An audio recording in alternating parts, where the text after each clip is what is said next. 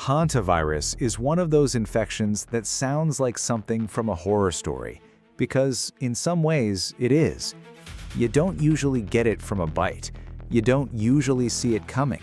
The danger can be sitting quietly in a dusty shed, an old cabin, a barn, a garage, or anywhere rodents have been living.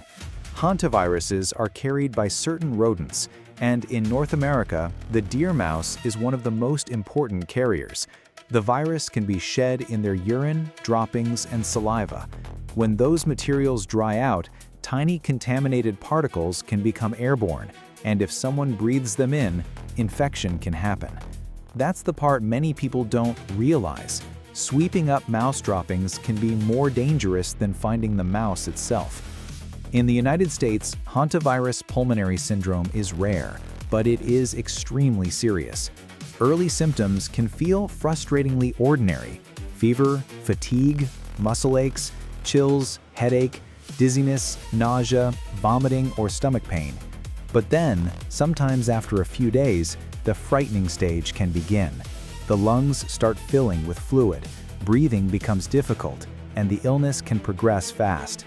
There is no specific cure, no widely used vaccine for people in the US, and treatment often means urgent hospital care, oxygen, and sometimes intensive care support.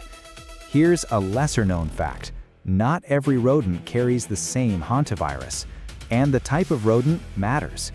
Another important fact: the virus is generally not spread from person to person in the United States. Most infections come from contact with contaminated rodent waste or dust. And here's the most practical fact of all: prevention is not about panic, it's about how you clean. Never dry sweep or vacuum rodent droppings, nests, or urine.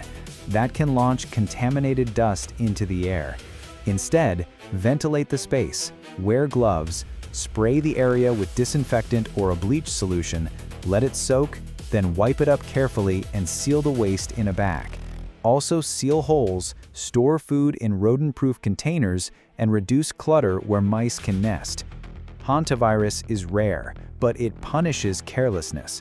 If you've been around rodent-infested spaces and develop fever, deep muscle aches, or trouble breathing, don't wait. Tell a medical professional about the exposure. With hantavirus, the scariest thing is not knowing it's there.